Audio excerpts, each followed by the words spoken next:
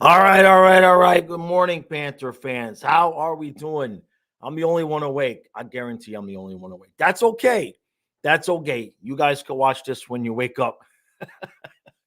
So Tom texted me this morning. He had a long night. He's under the weather. Um, he's under the weather. We'll just put it that way. There's 3 people watching already. Jeez, you guys are awesome, huh? I just created the stream. It's 8 o'clock in the morning, and there's 3 people watching. That's pretty cool. That's pretty cool, you guys. The other thing I should let you know is, uh, I usually take my niacin with my breakfast, but I don't take my niacin when I'm getting ready to go live. But I forgot and I just my habit was to take my niacin. So as this show goes on, my face is going to turn purple, and then if we get into about 25 minutes from now, it's liable that I'm going to have to pick up a napkin because my sinuses will start to drain. My apologies. I'm not mad. I didn't get sunburned, but you can already see I'm starting to turn red. So, hey, good morning, Taylor. How you doing? Yeah, great win last night. Absolutely. A few things to talk about with that for sure. Hey, Vincent. Yeah, yeah, yeah. It's just my habit. I right before, so I don't forget. Right before I eat my breakfast, I just pop my niacin pill, and I had it in my mouth, and as I'm swallowing it, I'm like, oh no, because it's like 20 to 8. I'm like, oh geez. So it's really kicking in right now. This should be fun.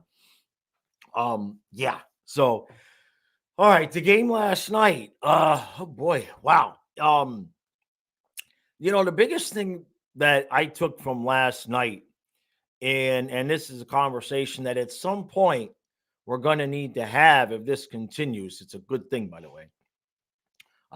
Karen just let out a hell of a sneeze. The microphone picked that up, I think. So, Stolars, like when I've looked at his history, I've talked about this before. He's kind of been up and down and up and down, you know. Inside of a season to be like 1 goal, 2 goals, 5, 4, then it go back to 1, maybe get a shutout, then allow 5 and 4. So he's been very much all over the place. Um, as is the norm, right? As is the norm when players come here, it looks like he's going to come here and do way better than he has in his career. And I don't want to get too far ahead of things, but we all know, and we talk about all the salary cap issues and players and all of that. Um, as it is, we've talked about with Bob, right? With Bubba playing so well and finding the fountain of youth. And now if Stolars is going to play like this, I mean, how long is Spencer Knight the odd man out? Do you ever think about, well, maybe we've got our tandem? I mean, because Stolars is playing well, and what's interesting is the 2 games. If you take the 2 games and put them together, both goalies play a completely different style, and the defense is adjusting, and we're still having success, right? Because Bob swallows almost all of his rebounds. It's rare when you see Bob give up a juicy rebound. But with Stolars, that's kind of the one thing that you could see he could probably work on was some of his rebounds are are less than optimal. But the defense, I mean, I haven't looked exactly at the numbers, but it's been 4 or 5 good starts in a row now for Stolars. And if it wouldn't have been for the one, in my opinion, gaff, I know Caulfield is a good player and it was a good goal, but I think if you asked Stolars, he probably would say he should have just slid over to cover the post instead of staying kind of stuck being down and trying to do a poke check. But if it wasn't for that, he probably pitches a shutout.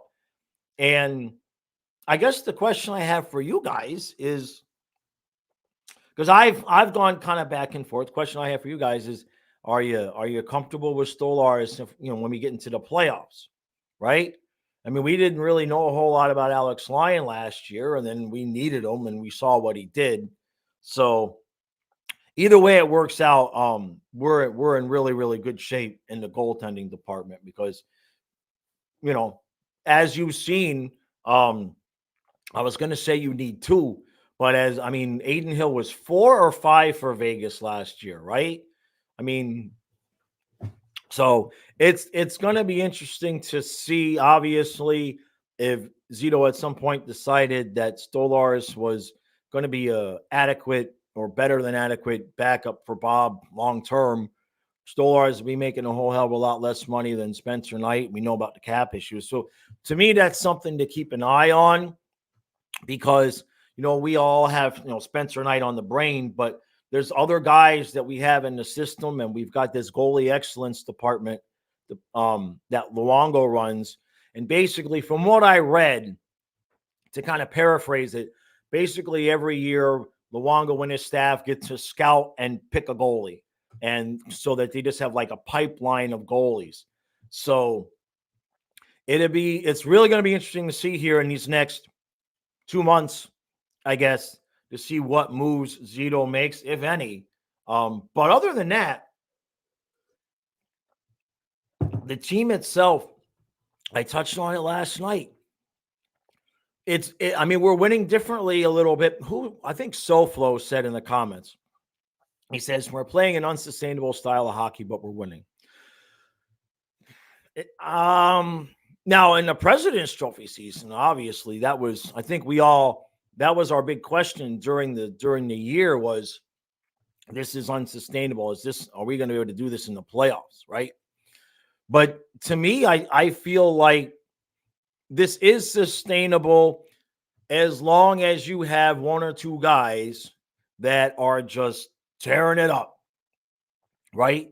And last year, I mean, Verhaeghe is the permanent guy that's tearing it up most of the time. Last year it was Tkachuk and Verhaeghe, and this year it's Reinhart and Verhaeghe. As long as you got a couple of guys that every night, pretty much, the puck's in the back of the net, right? And then when they have a night, an off night, Reinhart didn't get 2 last night, so let's trade him now, right? When they have an off night, you get somebody out of nowhere like Luosterainen gets 2 goals, right? Last year, that was Eric Stahl, okay? He didn't get a lot of goals, but he scored some important goals for us when the team was really struggling before we had our moments with Tkachuk's dad and everything. So, yeah, I mean, I would agree with that comment about it being unsustainable. And the example I would use is Carolina, all the years where they would have great goaltending, great defense, but just not enough scoring. Maurice's results of the style are similar. You can sustain that style as long as you've got guys that are getting you timely scoring. And so far, so good with that. Vincent says, I really like how they distribute games for Stolarz. I think he's fine. He has an extra gear to steal a game here and there. Yeah. You can see the flaws, right? I mean, you can see where he has, I don't know if I would call it an elite skill set, but he has a skill set to be a very good NHL goalie. But you see the couple of flaws that if he works on his game, remember Ullmark was a backup for a while. There's been other goalies that, just get better and better as they go on. And so, yeah, I'm happy with the way that I agree with that, the way that they're distributing the games for Stolarz. And, I hope they, well, let's just put it this way. I think as the season goes on, you might see him start a few more games. It's a little bit tough right now because the East is so stacked, right? I mean, there's just like no space in there. So you have to have confidence in him. But you also, you want to make sure Bob is continued to be fresh and rested and ready for the playoffs. That's the other thing. So I think as maybe the second half of the season, you might see Stolarz get a few extra games in, especially if they keep running into Bob every night the way they were. Geez, the Ranger game, I think he got run over like 3 times, and twice was by our own guys. So, Now, speaking of Cousins, because Cousins is the guy that ran him over. Um, he was back on the third line yesterday. Lockwood was back on the fourth line. I really, I know Lockwood's not going to score a lot, but neither is Cousins. I kind of was interested in seeing Lockwood stay up there with Luostarinen and Lundell just for a couple of minutes to see how that would work out. E2, though, he definitely, we saw him take a big step last year. And then to start the season, and especially in the playoffs too, right? He's just such an active player. And the beginning of the season this year wasn't as noticeable as we've seen before, but he's really starting to turn it on now. Big Dog wants to know if I think Tkachuk will turn around the second half of the season. The answer to that question, no. I hope I'm wrong, and I don't mean that as a slight to him. I think right now, my final opinion on Tkachuk, until I see something different, is that I think that whether it is the shoulder or sternum still bothering him, or if he did not have a proper summer of training, he's noticeably thinner, that's for sure. You look at last year's Tkachuk versus this year's Tkachuk, there's at least a 10, maybe even 12-pound difference of loss of muscle. And you see him go behind the net now, and he's easily taking off the puck and whatnot. So he is playing a completely different game. He's doing everything that he possibly can. He's not hurting us. He's playing really good defense, and he's making plays. He's putting guys into the position to make plays. And so he's taking on a bit of a different role. My theory now is that let him just continue to play the role he is, because it's working and we're winning. And then if he comes back, and stays healthy this upcoming summer, he can go back into the gym, put some strength back on, maybe do some flexibility stuff with his arm and shoulder instead of just worrying about, it doesn't hurt or not. And then I think next year will be the year that we'll see, is this guy, is he permanently changed, diminished? But in terms of this year, he's just taken on a different role. There's clearly some issue there, and the team's never going to tell us. That's for sure. And I think maybe had we not been down Ekblad and Montour and then Bennett, maybe Tkachuk wouldn't have felt the pressure to come back so soon. And that could have been an issue. Maybe if he stays out the first month, 6 weeks of the season, maybe then he could have done his summer off season of training. But for now, the more I watch, the more I see, I say, okay, he's carving out a different role. There's clearly some reason he's doing that. And you saw the other day when he tried to lay a shoulder hit and he had to go to the locker room for something, probably vitamin T. So I would not look for him to look like he did last year, this year. If it happens, great. I'll be thrilled to be wrong. But I think as long as he's dishing the puck off and Reinhart and Verhaeghe are scoring like that, he's not going to feel the need to put himself. Clearly, there's something there because he laid that hit and had to go to the locker room. So clearly, he's still protecting something. Let me take a sip of drink here real quick.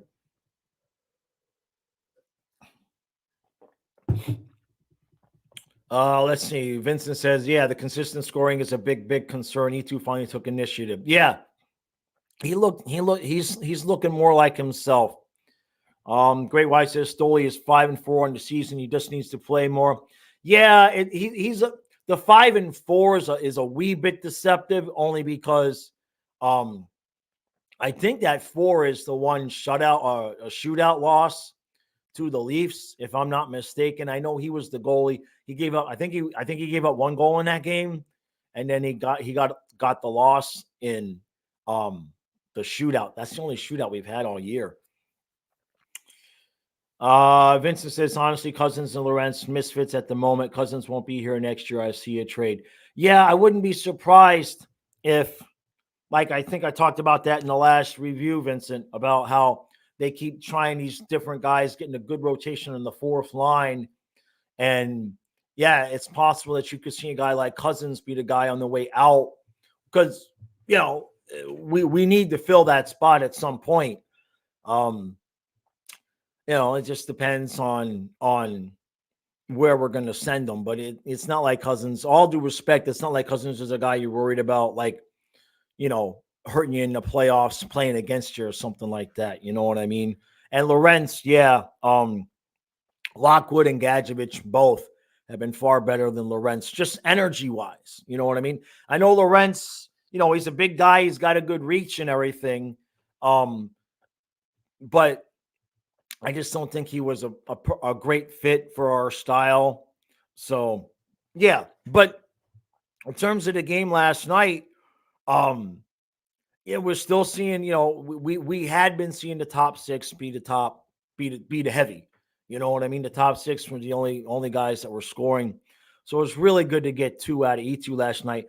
And I mean, I don't know. What do you guys think? This is a question for you all. Everybody here now and in the comments. Let me take a sip of water. I thought about this and I didn't say it last night. So my question is, Luosterainen got 2 last night, right? And I believe one of them was on the power. One of them, I know it was on the power play. Was both on the power play? I believe it was. Guys can correct me if I'm wrong there. But that's the second power play unit. And the way Luosterainen looked, it looked like what Chucky did last year. It was both. Okay, Vincent, thank you. I mean, the moves he made getting in front of the net like that kind of looked like Chucky last year. I mean, what do you think about just swapping Tkachuk and Luosterainen on that first power play and see if that's a kick, if that works, right? Because first power play has not been fantastic, and they haven't really figured out what to do with Chucky on that power play because, I mean, they've had him at the blue line distributing the puck, and he gets behind the net with the puck, and he's distributing it. He's not trying to come around, and he doesn't want to get physical and come around and try to score like he was last year.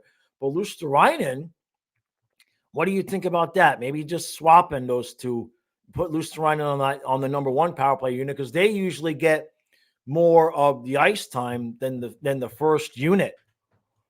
I don't know. Maybe that would be something that would, that would spur them on a little bit because we are going to need the power play to be a little bit better than it is.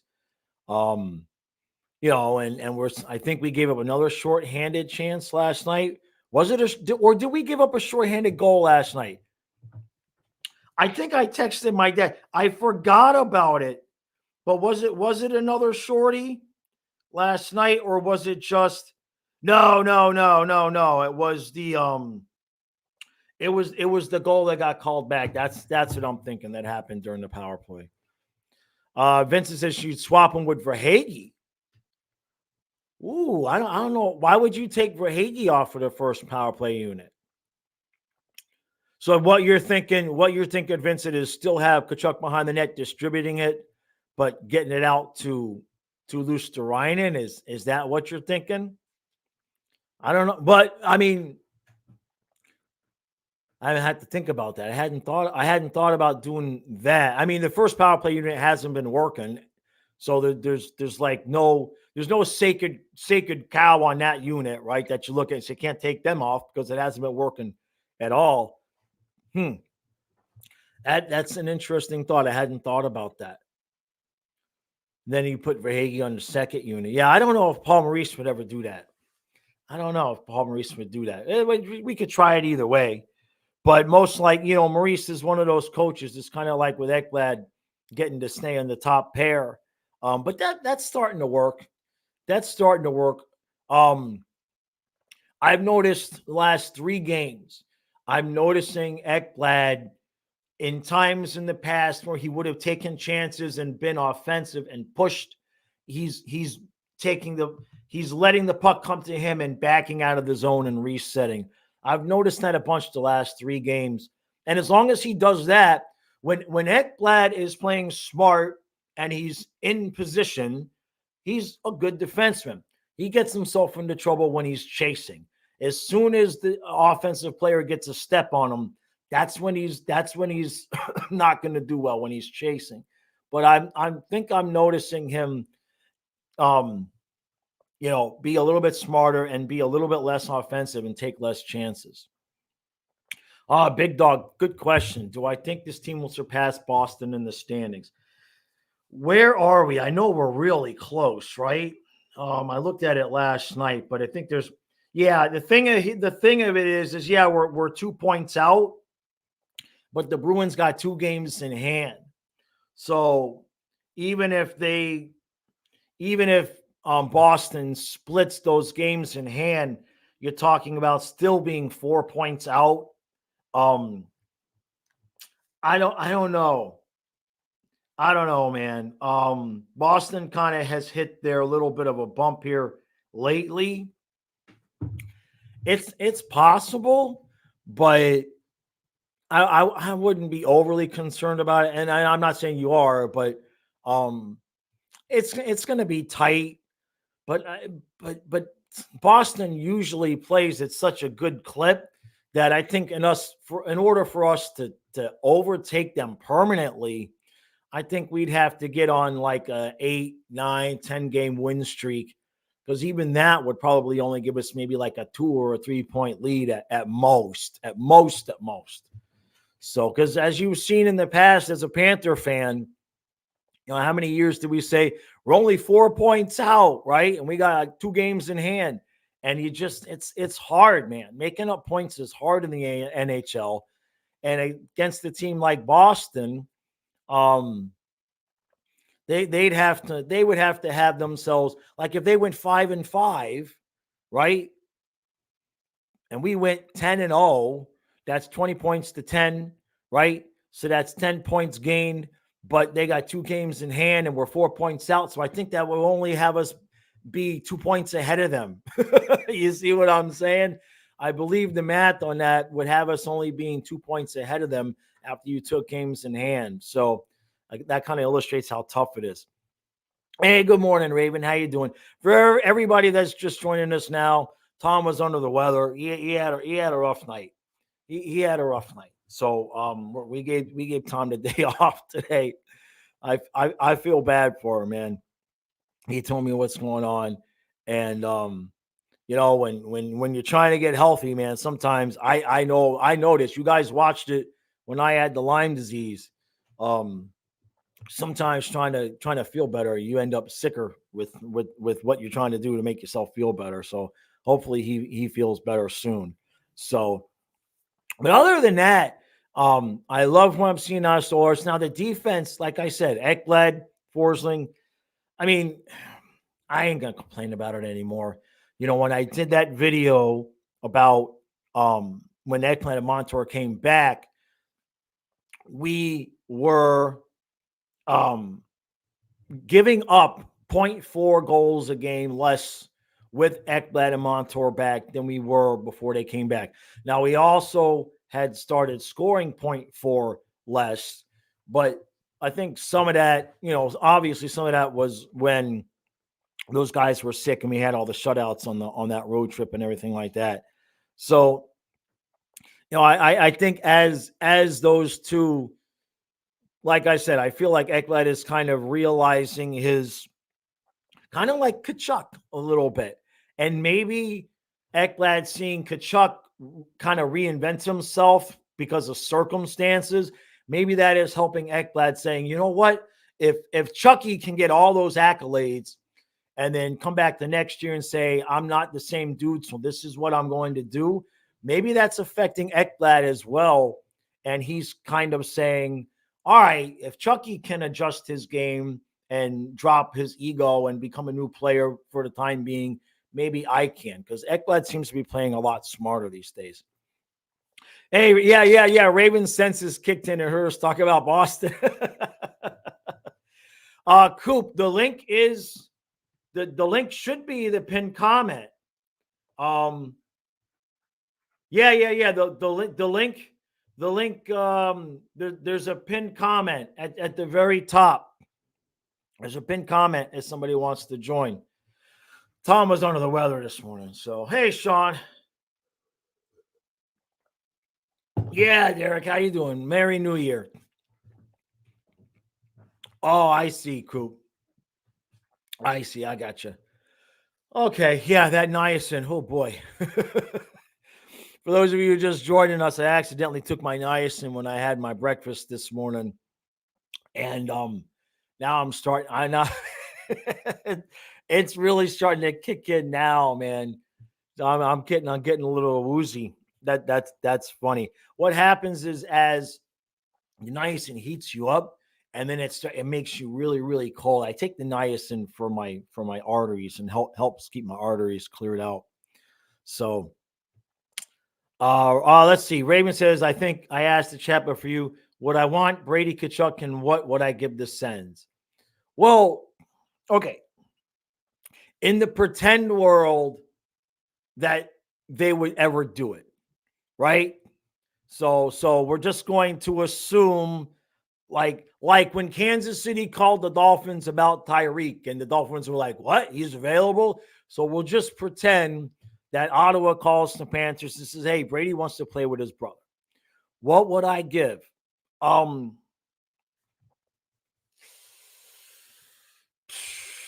well, I mean, what would they take, right?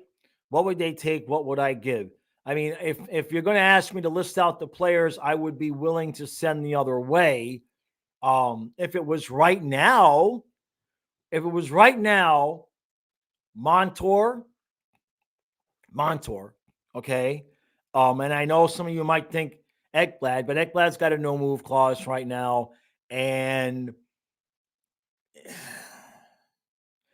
this is going to sound crazy because all the complaints about Ekblad, but if you gave me the choice, I would if you knew you weren't going to be able to re-sign Montour, I would include him in the deal. So Montour, and really begrudgingly, but I would if they insisted on Lundell, I would do it. And that might surprise a lot of people because I've always been never trade Lundell, never trade Lundell. But Eetu Luosterainen is so damn good, right? So, if you move Luosterainen over to 3C, if it's going to net you Brady Kachuk, that's hard to say no to. Now, if they wanted Spencer Knight, some combination of two guys, right, like that. So maybe something. Those are the three guys, if pending the return, that I would be willing right now. And I know I hate to give up on Lundell, and I know I probably would regret that, but Kachuk playing with Kachuk would be, you know, would be that would be something. That would be, and like Kyle was asking me if we put them on the same line. I'm like, no, because then you got two nasty lines if you put them together. But again, I think that's the fantasy of the fantasy world, because I don't think Ottawa's ever going to do that, man. Their fan base would riot, to say the least, if they did that. Um, Sean says, we're losing Arizona like 5-1. No, no, no. We can't do that. That can't happen. That cannot happen. Although if we beat Arizona, that's 5, right? And then the next game is Vegas, and we've never won in Vegas.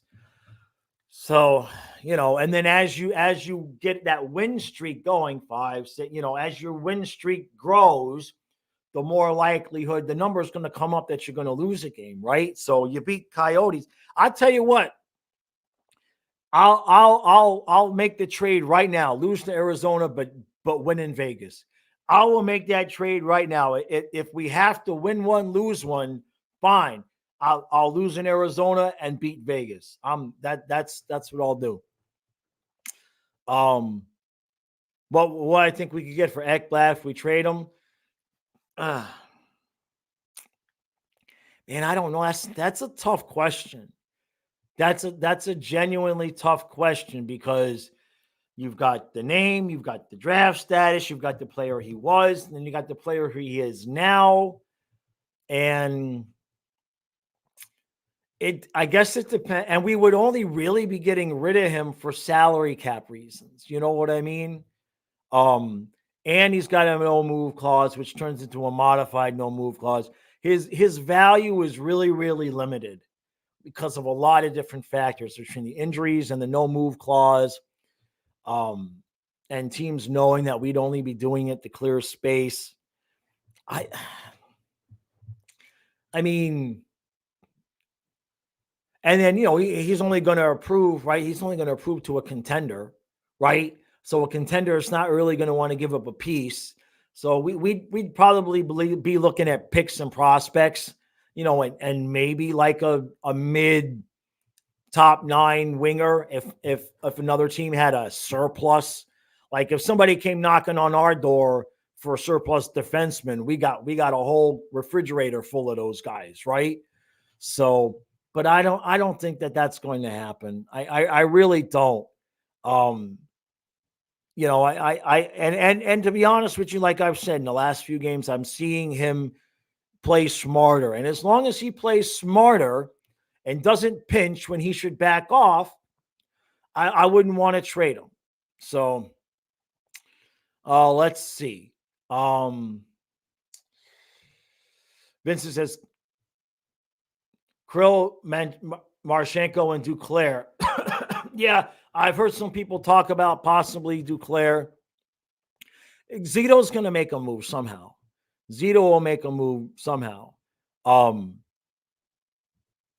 He might make 2 moves, right? He might make 2 moves. We'll see. But we don't need a whole lot. I feel good about the team. We know we need 1 top 9 forward. Lewis wants to know what's the max I would pay to sign Reinhart. I mean, that all depends. And I hate to put it that way. If Zito has, let's put it this way, at this point, because how well Larson is playing and how well Mikkola is playing, and the fact that we got Belinskis, Mahura, Lucas Carlson, Matt Kiersted, Brandon Montour has become expendable. He had a great season for us last year, but what I say at this point is you say Montour's gone. Sam, what do you need to stay? I think at this point, that would be the best way to go. That would be the best way to go. And then the only question becomes for Zito, do you keep Montour on the team the whole year?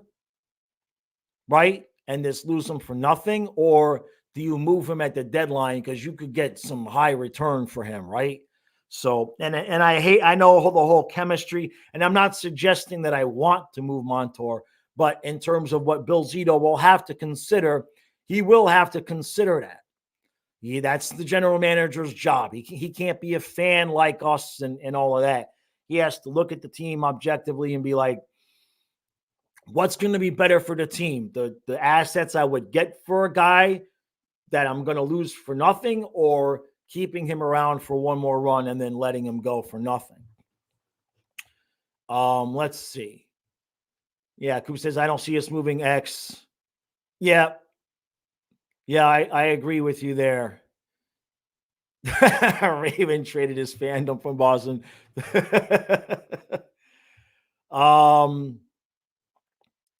Big Dog says, do I think Barkov always gets sick because he has a toddler? I sure get sick a lot because of mine. It depends, man.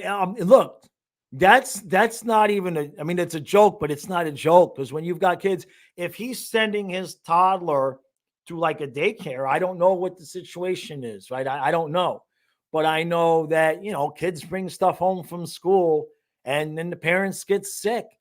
And it does seem to be that time of the year a lot of times when he gets sick. I mean, that's a legitimate possibility, right? John Coop says, am I picking up on my thought from yesterday, Ari Monty? A little bit. The Raven says, not a chance, Sean.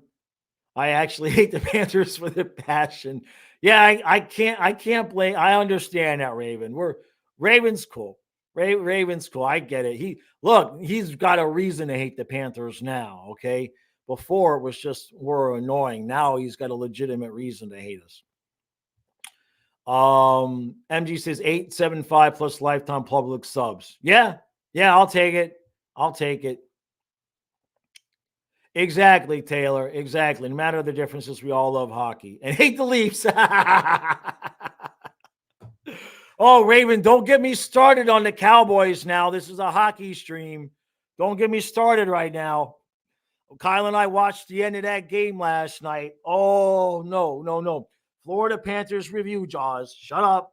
Just refocus. Florida Panthers review. I'll have plenty of time for that later when we go live against the Ravens. So Sean says Ryan's going to ask for 10. Bob's going to ask for 15. No, we need to extend Bob, though.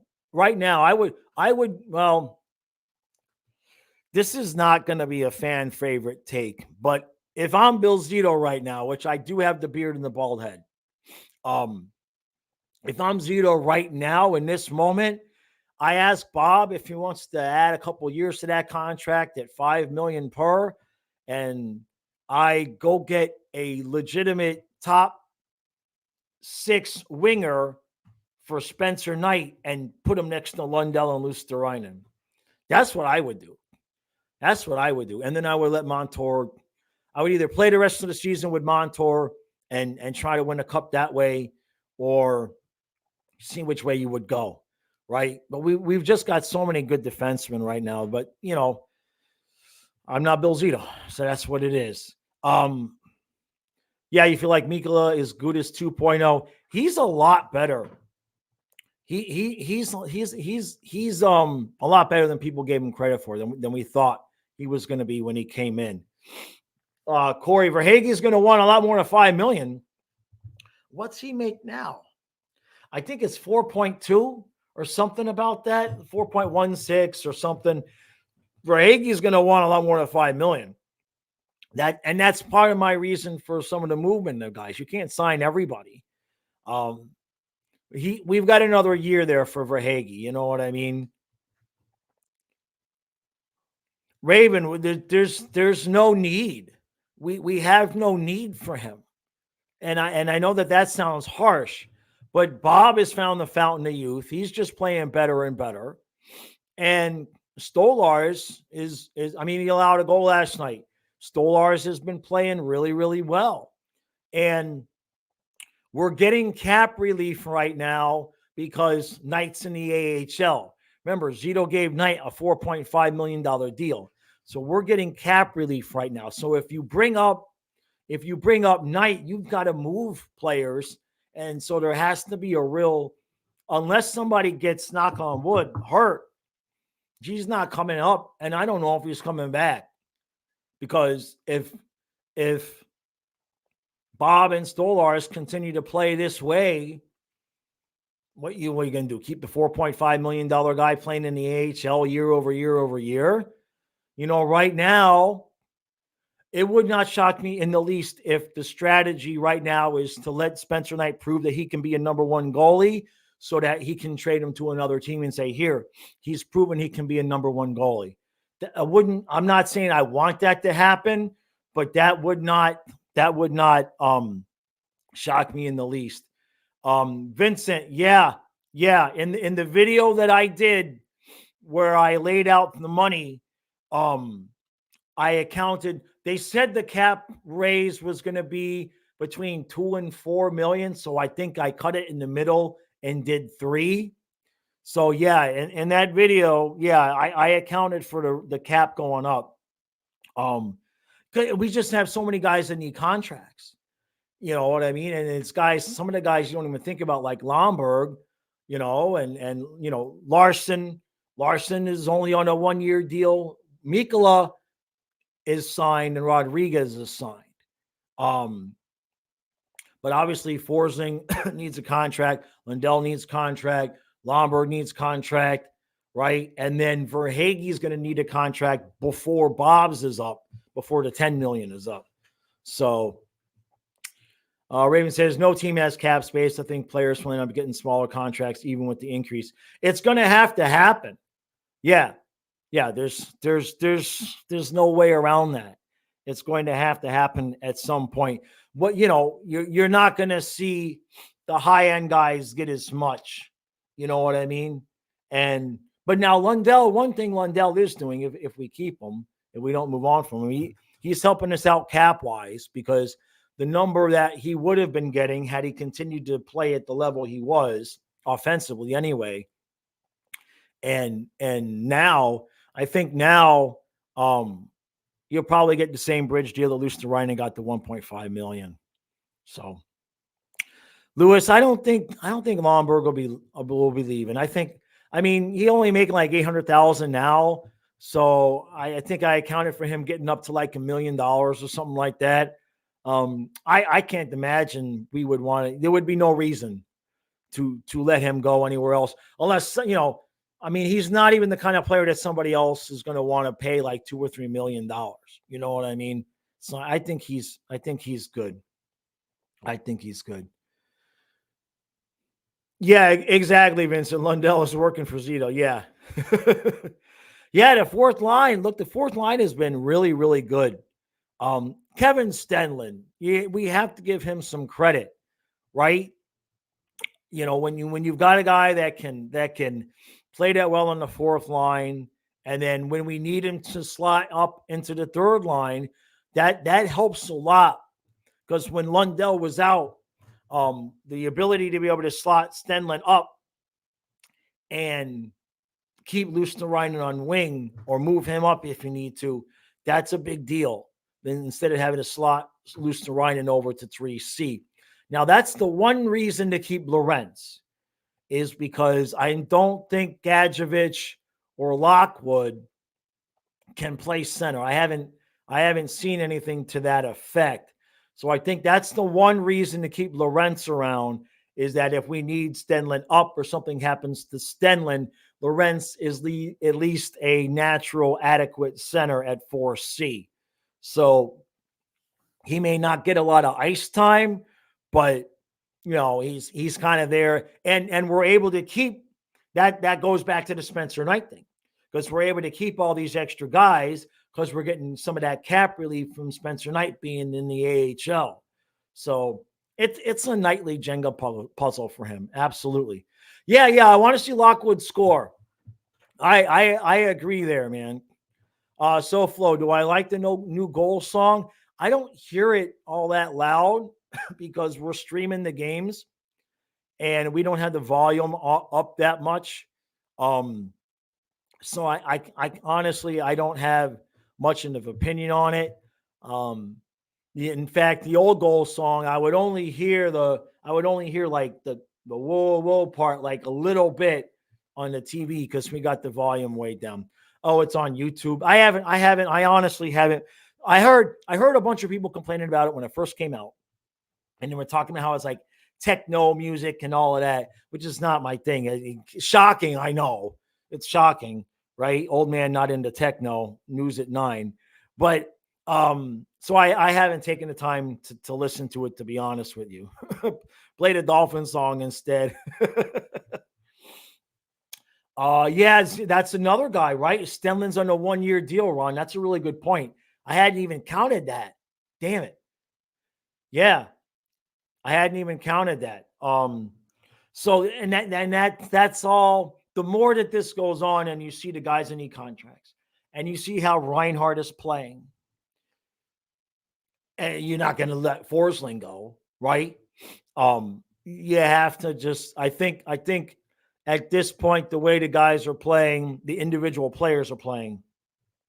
Montour is you hate losing guys, but if you put all of the names up there and say you have to pick one guy to lose, it's Montour. Yeah.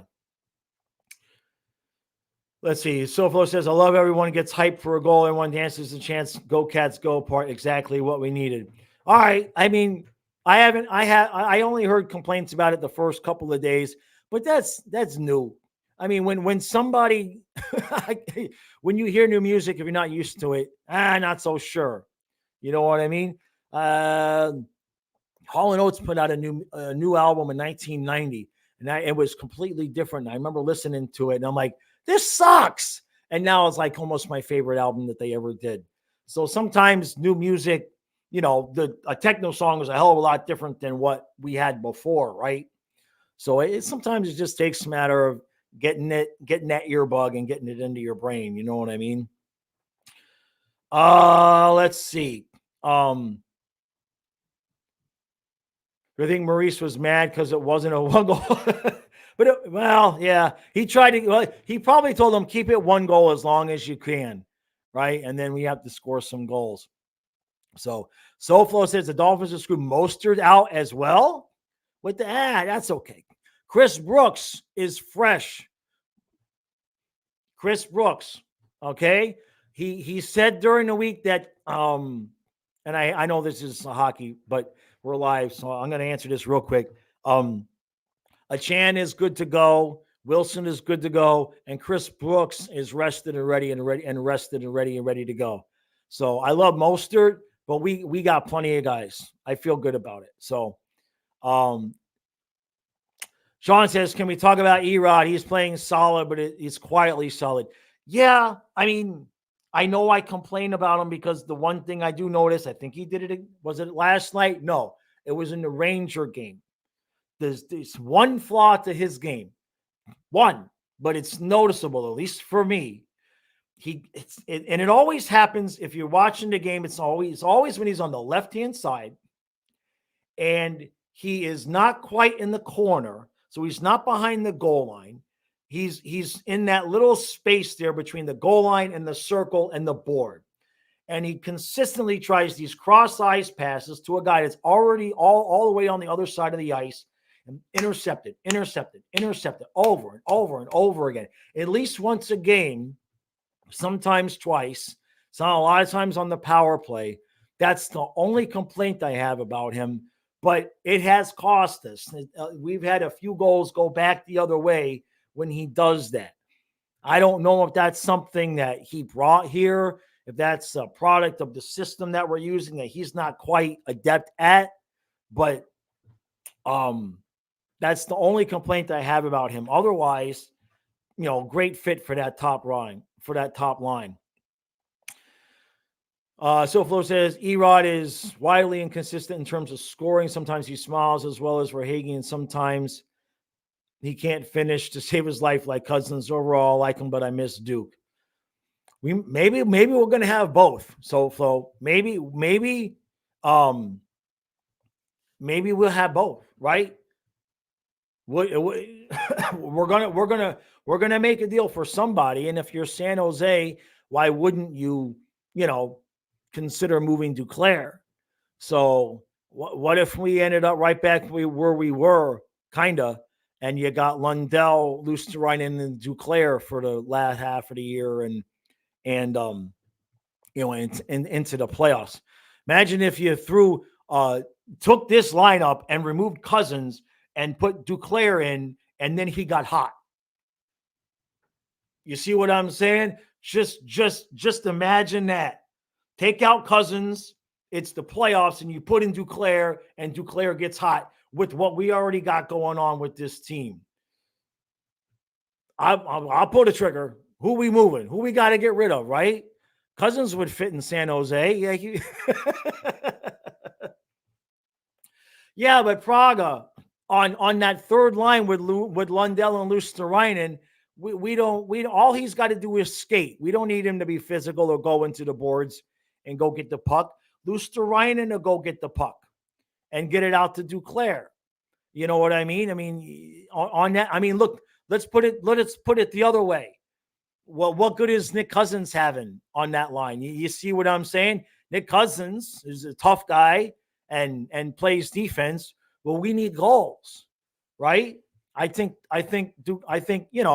Duclair would work on that line. That's just my opinion. What did Sean say? I don't miss Duke. He couldn't defend worse than Ekblad.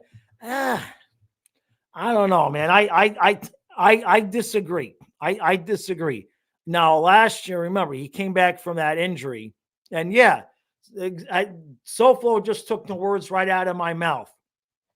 That's exactly what I was getting ready to say. Duke was pretty good in the playoffs defensively. He seemed to really buy into Maurice's forechecking style, and I was happy with him. He just couldn't really score. Yeah, that's exactly what I was going to say. And then Praga says too much of a question mark. Ron says no, Duke. There are better trade options. All right. I mean, there may be better trade options, Ron. You're not wrong there. Cap space, money. That's the same thing, Jaws. Cap space, and knowing the system is a little bit of a benefit. So, Praga, you'd rather get for Toronto back? Now, come on, bro. Let me get this straight. You don't want, and I'm smiling when I say this, but you don't want Duke because of his defense, but you'll take one bad penalty a game for Toronto in the playoffs? Now, think about that. What would you rather have? Duke maybe giving it up defensively and Bob having to make an extra save, or for Toronto, high sticking, tripping. It's at least one bad penalty a game. I'll take Duke any day. Over Toronto. Just my opinion, right? Yeah, you thought we could see Dallas, but yeah, right. I get you there, Luis. So, hey, it's all fun anyway. Yeah, Toronto scores a lot and he takes the bad penalties. Praga, there's a video 28, somewhere in 2017, 18, 19, one of those years. And he had been so bad. And there's a video in a recap where I'm just screaming at the camera, man, get Frank Toronto off my MNF and hockey team. Because it was just like every single night. First penalty of the game was Frank Toronto with a high stick or a trip or something stupid. Now, I haven't watched him in a while. I don't know if he's cleaned that up or not. Some players clean it up or not. But from what I've seen, let's put it this way. Whatever Bill Zito does, I trust him, Oh, I was looking for that hat. I just found my hat that I couldn't find. It was in my pockets. Raven says, don't disrespect Bruin legend Frank Toronto. Oh, great white. Hold on a second. Let me take a sip. Oh, Bill. Oh, my God. Bill, don't get me started. All right. Lundell with Tippett and Krause, and you'd have Luosterainen. Where the hell would you put Luosterainen then? I don't know. You make it work. What was the question? Oh, Great White says, I can't believe Ekblad only has one goal this year. Jaws, my thoughts. I think that he is playing smarter and not pushing it offensively. He said something to that effect too. He did an interview. You know what? When it was, I did that Bill Zito video where he talked in the interview where he had sold the boat and bought a plane and learned to fly. And in that interview, Ekblad talked about how he's learned to play smarter, where in the past he would have pinched, but instead now he's backing off. And he was basically admitting in the interview that after the injuries and everything, he's learning to become more of a defensive defenseman. So when I heard that, and now I'm watching him play, it kind of matches with what he's saying.